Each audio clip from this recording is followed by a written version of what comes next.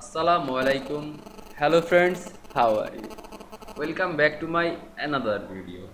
In this video, I am going to show you how to add gradient color to a cell in Excel. Let's get started.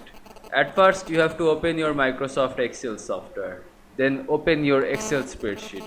Now you can see here are my sheet. Now I add gradient color to all this sheet, all this cell on this sheet.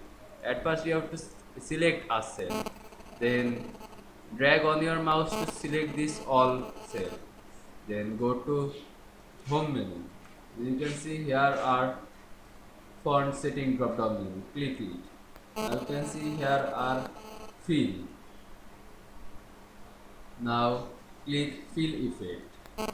You can see here are a gradient option, gradient color. Click this gradient color one drop down menu. I choose green, then again color, again click color 2 drop down menu. Now I select red. Now press OK.